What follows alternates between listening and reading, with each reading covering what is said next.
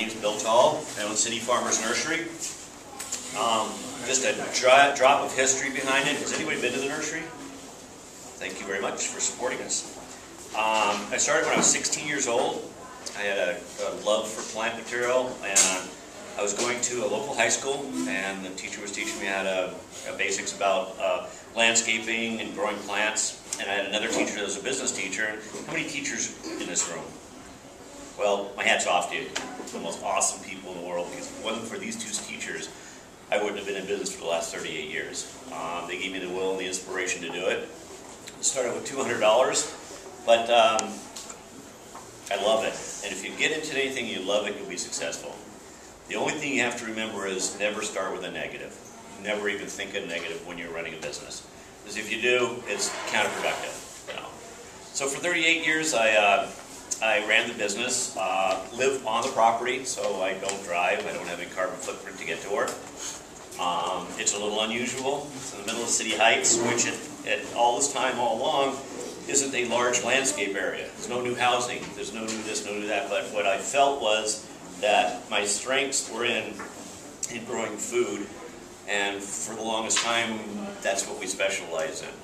Organic since the beginning, and kind of by choice when I started the business. And this is what's neat about owning your own business or starting a business or supporting a local business. We have the choice to run our business the way we want to. There's nobody telling us what to do or not to do, except for obviously having to earn a living and all. So I sell pink plastic flamingos because people love them. I wouldn't have one in my yard, but we sell, and you got to do that, you know. The choice was either to spray or not to spray. Spraying costs money. Not only that, but whenever a nursery sprays, they have to report it to the ag department, so you have to have all that paperwork. And I decided, well, let's see what happens without it. So over the period of years, we've released ladybugs in the nursery for many, many years, and we had school kids do it for us, just tying them into learning about stuff. And now we have a natural colony of ladybugs that take care of things. We do have some bugs on our plants, but if you don't have bugs, you don't have predators. So some people used to come in and not want to buy a plant because there were ants in the pot. And I said, well, better ants than sprays, and they would not buy it because it wasn't pristine, and it was just the way it was. Well, now we've come into our time. Now people aren't minding that kind of thing and understanding the whole concept of it, you know.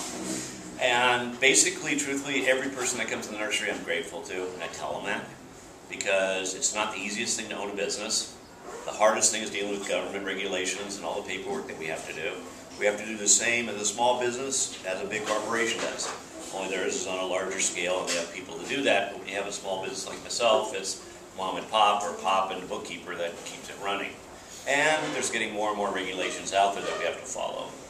You know, a small business like mine, I have about 14 licenses I have to keep. I throw my driver's license in there too, when I can have that. And it's just what we have to do. You know, if they come in, they say you don't have a license. No, you have to have a license. So we end up getting these licenses. So it's all part of the overhead and part of keeping our stores open. You know, and what I'm going to talk to you a little about, and I don't normally toot my own horn, but I want to talk about buying local as far as fruits and vegetables and supporting local businesses and how much there is a need of it. And the basic need behind that, you'll find as you look around when you go shopping, is the freedom of choice is diminishing. If you ever, how many people go to shopping malls? How many people will admit they go to shopping malls? I do. I go every Christmas and sit and have some popcorn and watch these people go crazy shopping like the day before Christmas. My kids and I do it. It's kind of funny. But there are a few small independents in shopping malls, but not many. Why? Because they can't afford it. You know, University Avenue, we're so blessed. We have Elkhorn Boulevard, University Avenue, because there's such a diverse amount of shopping along there. And it's shopping along the street. Nowhere are they building new housing tracts with streets full of places. Everybody has to drive to a shopping mall. And the malls are repetitive. You have the same thing in every mall. It's the same thing, you know. And the only reason you do is that they're the only ones who can afford it because of the volume that they turn over. You know, I tell people that if it wasn't for mass merchandisers, I probably wouldn't be able to handle it because I have a small parking lot. And it's difficult. It's all we can afford because parking takes up space, which takes up product, which is available for you. But the one thing interesting about small businesses, whether it be a farm, whether it be a farmer's market, a nursery, a drugstore, is that if you support them, they'll support you.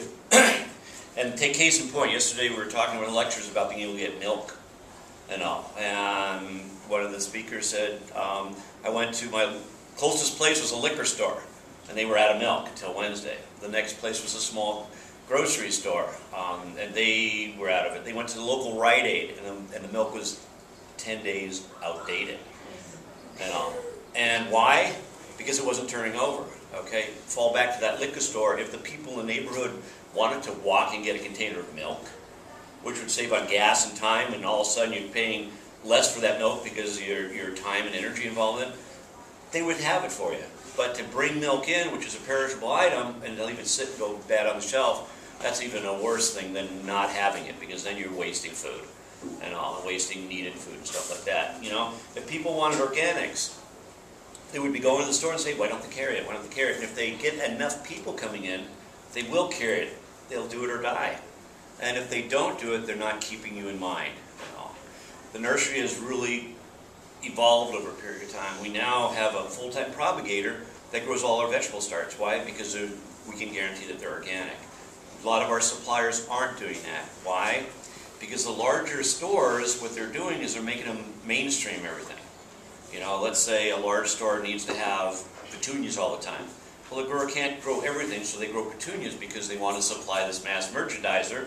And in turn, all of a sudden, the mass merchandiser owns the small business because they regulate, because they're growing all for this mass merchandiser. And then they start dictating price. I've seen this done many times. Do we guarantee our plants? No, we can't. You know why they can't? Because who pays for it? It's the grower. You bring a plant back that's dead, the corporation doesn't pay for it. They go to the grower and they get credit for it. The grower has to maintain those plants for them, and all, but they choose this because their other sources of purchasing are dying. So it's almost like a chain reaction. For small businesses, in order to get quality product and get a diversity of product, they need to move product. It's a simple math. My daughter looked up online the other day and found out that a percentage of money that stays locally, okay, a small business, 42% of the money stays local, whether it be local employees, whether it be local economy, local purchasing, you know, whatever, it stays local. 27% of the large corporations stays local, which is a huge difference. And the fact is that most small businesses will hire close by because obviously they're not paying a lot for labor, and so it has to be more convenient for the people to afford to come to work.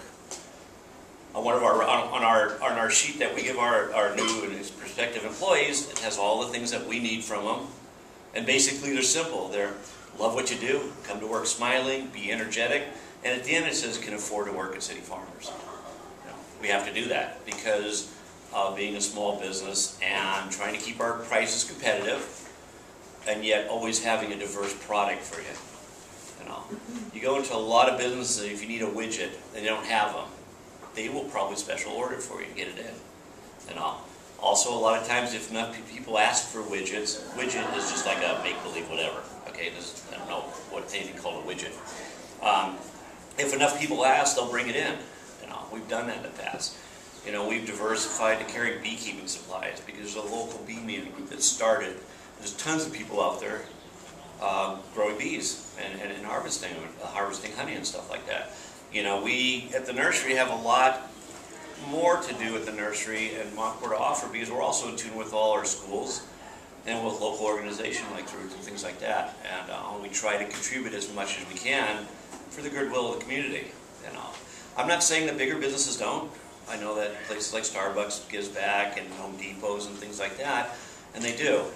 But the fact is that they come in and they put so many other small businesses out of business that there's going to be less of an opportunity to have you be able to have choice, diversity. I have friends that work in Home Depot. They're great people, but they need to do it. Why? They're forced to do it because they need health insurance, they need benefits, and that's something a lot of us small businesses can't offer yet.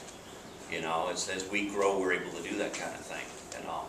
So that's one way of looking at supporting small business. The second thing is your carbon footprint, is going places, finding things, trying to buy local because you're traveling less.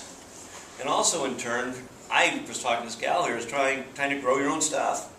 My goodness, I go to the grocery store about, well actually I haven't been there in a month, because I grow